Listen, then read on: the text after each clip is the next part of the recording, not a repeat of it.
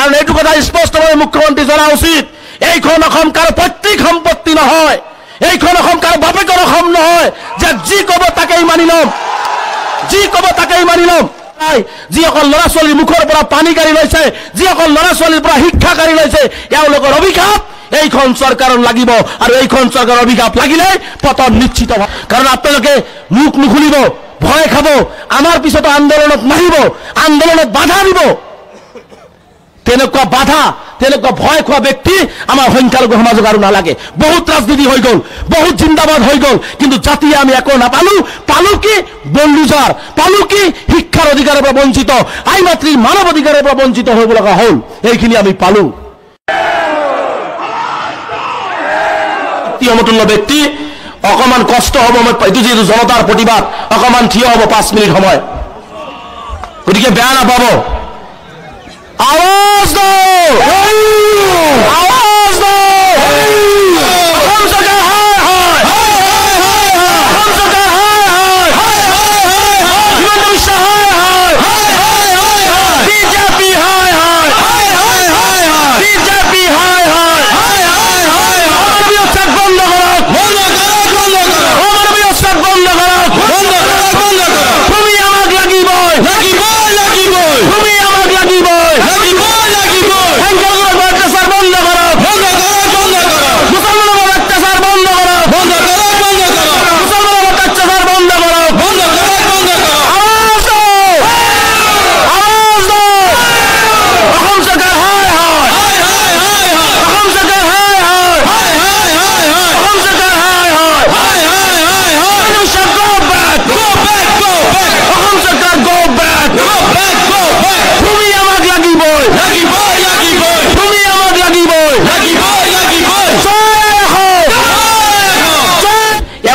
উঠাই দিয়ক এই আওয়াজ দিছপুৰ আৰু দিল্লীলৈকে লৈ যাব লাগিব বুকুত সাহস আনিব লাগিব এই আওয়াজে যাতে পৰৱৰ্তী আন্দোলনকাৰী হিমন্ত বিশ্ব শৰ্মাৰ সম্পত্তি বিচৰা নাই অসমৰ মুখ্যমন্ত্ৰী মাননীয় হিমন্ত বিশ্ব শৰ্মা ডাঙৰীয়াৰ গাড়ী বিচৰা নাই তেওঁ মাছ দি ভাত খাইছে এইটো আমি বিচৰা নাই আমি বিচাৰিছো ভাৰতীয় সংবিধানে দিয়ে অন্য বস্তুৰ বাসস্থান আমাৰ যি মৌলিক অধিকাৰ সেই অধিকাৰ আমাক দিব লাগিব এই অধিকাৰ কাঢ়ি লোৱাৰ অধিকাৰ কিন্তু মাননীয় মুখ্যমন্ত্ৰীৰ নাই হিমন্ত বিশ্ব মুখ্যমন্ত্ৰী ডাঙৰীয়া যি ধৰণে ষড়যন্ত্ৰ কৰিছে আপোনালোকে নাজানে এইটো এটা গোপন হিডেন এজেণ্ডা তেওঁলোকৰ যে অসমৰ মুছলমানসকলক টাৰ্গেট কৰি তেওঁ সংবিধান নামানে আইন কানুন নামানে তেওঁ দিল্লীত হিৰো হ'বৰ কাৰণে আৰু অসমত হিন্দু মুছলমান কৰি মুছলমানসকলক একফালে হিন্দুসকলক একফালে কৰি তেওঁ এটা ৰাজনীতি চলাই যাবৰ কাৰণে এটা সহজ ৰাস্তা লৈছে আমাৰ বুকুৰ ওপৰেদি বলডোজাৰ চলাই যোৱা এটা কথা মাননীয় মুখ্যমন্ত্ৰী ডাঙৰীয়া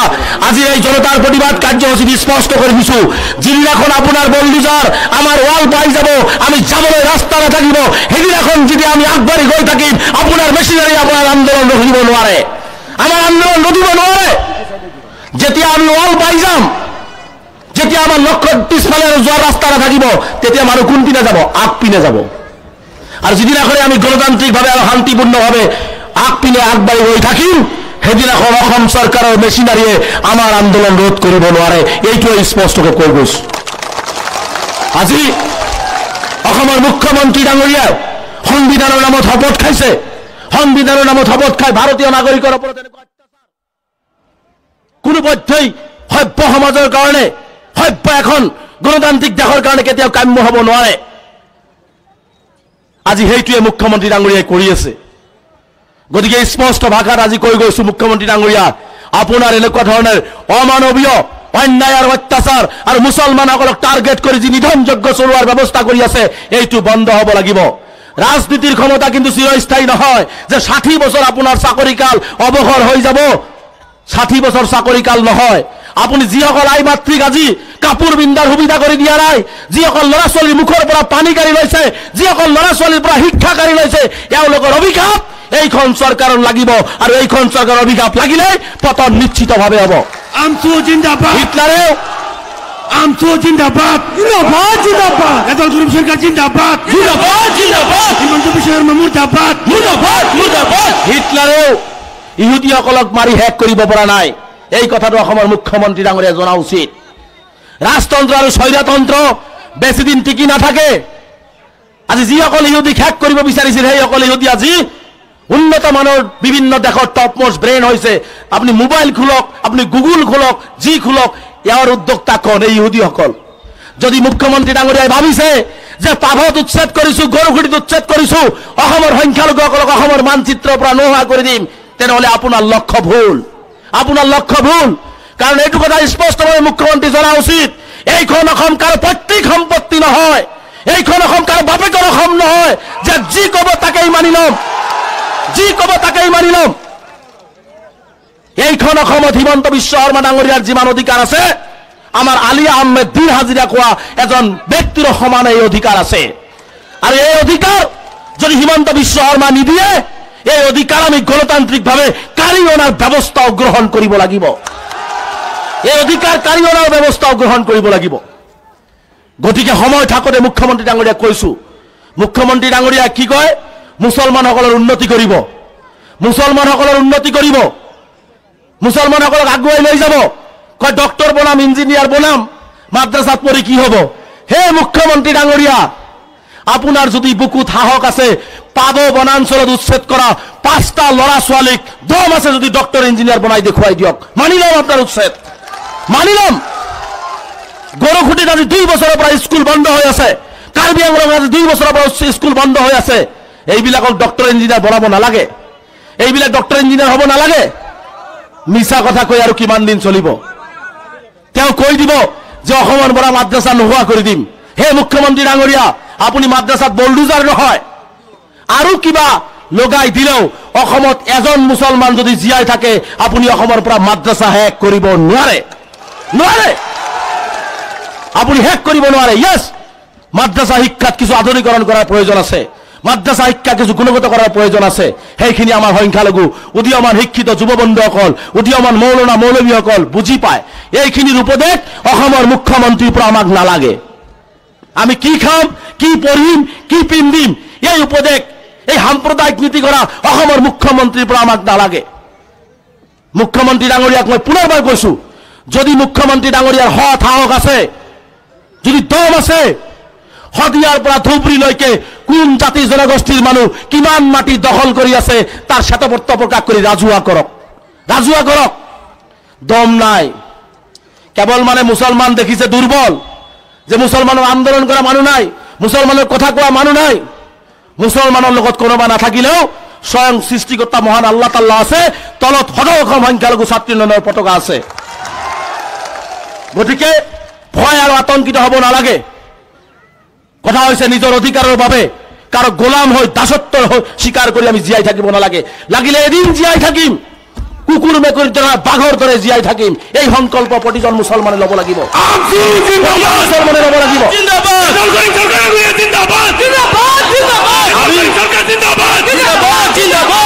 আমি কোনো জাতি জনগোষ্ঠীৰ বিৰুদ্ধে নহয়, নিজৰ মাকক ভাল পাওঁ বুলি আমি কেতিয়াও আনৰ মাকক ঘৃণ নকৰো। মোৰ মাকক যেনেকৈ শ্ৰদ্ধা কৰো, মোৰ বন্ধু গগৈ, শৰ্মা, বৰা, তেওঁলোকৰ মাকক মই সমান শ্ৰদ্ধা কৰো।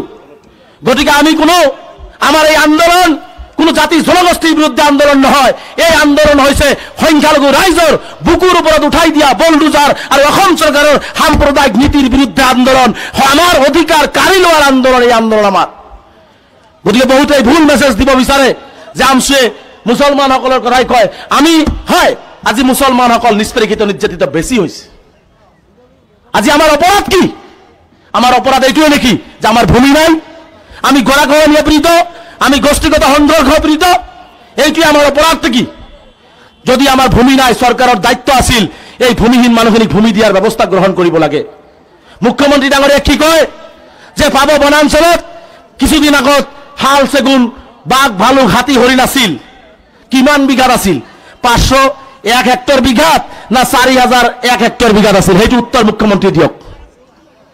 আপুনি হাত কিয় 501 হেক্টৰ বিঘাত দিলে? আপুনি যদি হাত দিয়ে সকলোতেই দিয়ক।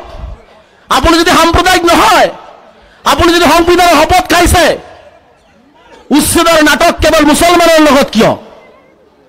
উচ্ছেদৰ নাটক কিয় মুছলমানৰ কেৱল? উচ্ছেদৰ নামত বলডুজাৰ কেৱল মুছলমানৰ কলিজাৰ ওপৰত কিয়?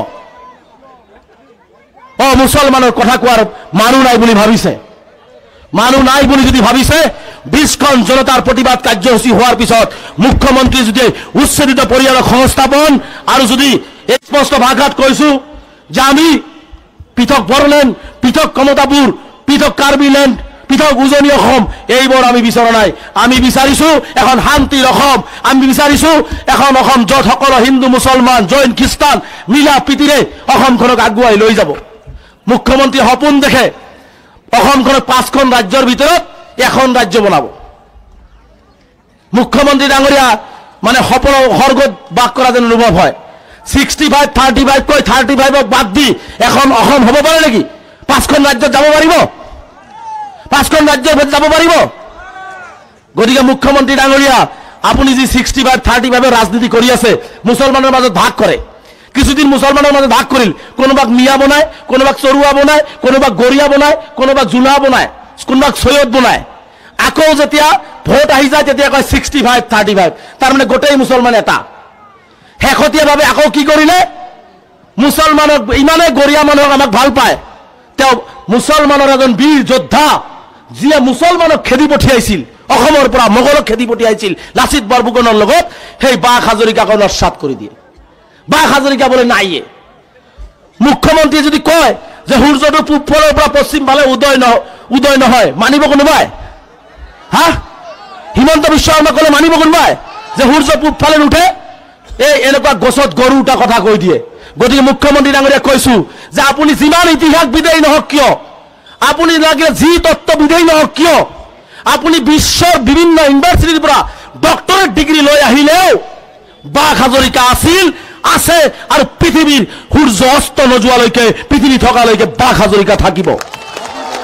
স্পষ্টকৈ কৈ গৈছো, কাৰণ মুখ্যমন্ত্ৰীৰ কথাই আইন নহয়, আদালত নহয়। আজি মুখ্যমন্ত্ৰী বন্ধ নকৰে। আমি এটা কথাতে সিদ্ধান্ত লৈছো যে নিজৰ জীৱন আৰু সম্পত্তি ৰক্ষাৰ কাৰণে এটা দিন আমি মুখ্যমন্ত্ৰীৰ বাসভৱন দিছপুৰলৈকে আমাৰ ল'ৰা ছোৱালী, দোকান পাহাৰ সব বন্ধ কৰি দি ধুবুৰীৰ পৰা শদিয়ালৈকে খোজকাঢ়ি দিছপুৰ আমি যাত্ৰা আৰম্ভ কৰিম।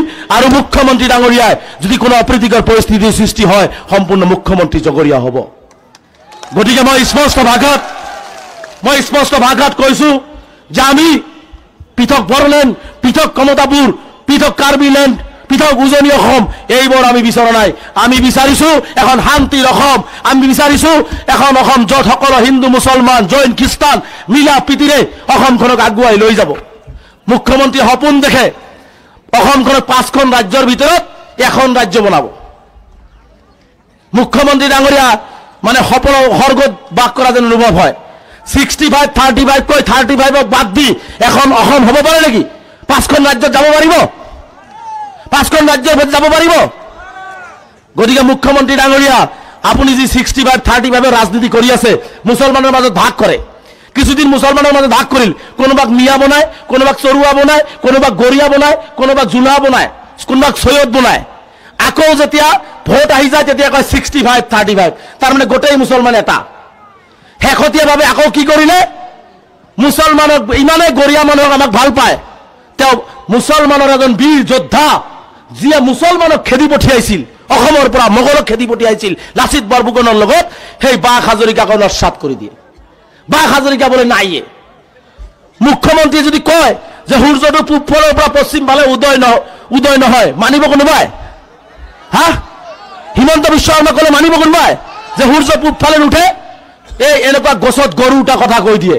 গতিকে মুখ্যমন্ত্ৰী ডাঙৰীয়া কৈছো যে আপুনি যিমান ইতিহাসবিদেই নহওক কিয়, আপুনি লাগিলে যি তত্ত্ববিদেই নহওক কিয়, আপুনি বিশ্বৰ বিভিন্ন ইউনিভাৰ্চিটিৰ পৰা ডক্টৰেট ডিগ্ৰী লৈ আহিলেও বাক হাজৰিকা আছিল, আছে আৰু পৃথিৱীৰ সূৰ্য অস্ত নোযোৱালৈকে, পৃথিৱী থকালৈকে বাক হাজৰিকা থাকিব। স্পষ্টকৈ কৈ গৈছো, কাৰণ মুখ্যমন্ত্ৰীৰ কথাই আইন নহয়, আদালত নহয়। আজি মুখ্যমন্ত্ৰী আমাৰ পিছফালে আহি তেওঁলোকে থিয়ক, তেওঁলোকৰ নেতৃত্ব, আন্দোলনৰ নেতৃত্ব আমি দিম। কিন্তু মুখ নুখুলিলে ইয়াৰ পৰিণাম ভয়াৱহ হ'ব।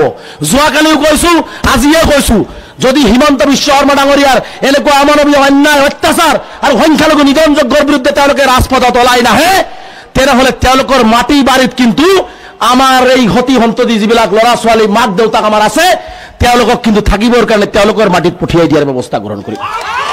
তেওঁলোকৰ মাটিত পঠিয়াই দিয়াৰ ব্যৱস্থা গ্ৰহণ কৰিম। আমাক বেয়া পাই লাভ নাই, কাৰণ আপোনালোকে মুখ নুখুলিব, ভয় খাব, আমাৰ পিছত আন্দোলনত নাহিব, আন্দোলনত বাধা দিব। তেনেকুৱা বাধা, তেনেকুৱা ভয় খোৱা ব্যক্তি আমাৰ সংখ্যালঘু সমাজক আৰু নালাগে। বহুত ৰাজনীতি হৈ গ'ল, বহুত জিন্দাবাদ হৈ গ'ল, কিন্তু জাতিয়ে আমি একো নাপালো। পালো কি? বন্দুজাৰ, পালো কি? শিক্ষাৰ অধিকাৰৰ পৰা বঞ্চিত, আই মাতৃৰ মানৱ অধিকাৰৰ পৰা বঞ্চিত হ'ব লগা হ'ল। এইখিনি আমি পালো। গতিকে শেষত আমি এইখিনি ন্যায্য প্ৰাপ্য যাতে আমি আদায় কৰিব পাৰো, তাৰ কাৰণে মই সকলোকে ঐক্যবদ্ধভাৱে ৰাজনীতি সময়ত পিছত কৰিব, কিন্তু জাতিৰ এই দুৰ্দিনত, জাতিৰ এই সমস্যাৰ ক্ষেত্ৰত আপোনালোকে ঐক্যবদ্ধভাৱে সকলে সংগ্ৰাম কৰিবলৈ ওলাই আহিবৰ কাৰণে আহ্বান জনাইছো। বিশেষকৈ মই আমাৰ যিসকল ৰাজনৈতিক দলৰ নেতা আছে, ডাঙৰ ডাঙৰ নেতা, তেওঁলোকক মই আমচুৰ সভাপতি হিচাপে আহ্বান জনাম, এই মুহূৰ্তত আপোনালোকে এই জইন কৰা সভা, এনেই সভা এইবিলাক নাপাতি ৰাজপথত ঐক্যবদ্ধভাৱে দল মত নিৰ্বিশেষে জাতিৰ এই জটিল সন্ধিক্ষণত একত্ৰিত হওক। অন্যথায় কিন্তু জাতিয়ে আপোনালোকক মাফ নকৰে, প্লান্টিক শ্বট দি পেলাই গলকিপাৰ গল পোষ্ট পাৰ কৰাই দিব কিন্তু জাতিয়ে। গতিকে সময় থাকোঁতে এই কামখিনি কৰিবৰ কাৰণে আহ্বান জনাইছো। লগতে মই অসম চৰকাৰক স্পষ্টভাৱে কৈছো যে আমাক ভয় ভাবুকি দি লাভ নাই। এই আন্দোলন তীব্ৰ গতিত চলিছে, আহিবলগীয়া দিনবিলাকতো আৰু অধিক ভয়াৱহভাৱে এই আন্দোলন চলিব। তাৰ বাবে কোনো অপ্ৰীতিকৰ পৰিস্থিতিৰ সৃষ্টি হ'লেও অসম চৰকাৰৰ মুখ্যমন্ত্ৰী হিমন্ত বিশ্ব শৰ্মা দায়ী হ'ব। এইখিনি কথা কৈ মই পুনৰবাৰ লখিমপুৰ জিলা, লখিমপুৰৰ কেন্দ্ৰীয় বিষয়ববীয়া, বিশেষকৈ যিসকলে আমাৰ এই আন্দোলনটো সহযোগ কৰিলে, বা আমাৰ যিসকল দল সংগঠন, আমচুৰ প্ৰাক্তন বিষয়ববীয়া, বিভিন্ন অঞ্চলৰ পৰা মোৰ অতি শ্ৰদ্ধাৰ ৰাইজ, মোৰ পিতৃ সমতলৰ ব্যক্তিসকল, আই মাতৃসকল, সকলোকে মই আন্তৰিকভাৱে ধন্যবাদ জনাই এটাই প্ৰতিশ্ৰুতি আপোনালোকক দিছো, আমি আপোনালোকৰ লগত আছো। জীৱনে মৰণে আপোনালোকৰ সন্মুখৰ পৰা নেতৃত্ব দি আছো, নেতৃত্ব দিম। কাৰো ভয় ভাবুকিক সদৌ অসম সংখ্যালঘু ছাত্ৰ ইউনিয়ন পিছ হুকি নাহে। গতিকে এইখিনি কথা কৈ আৰু এবাৰ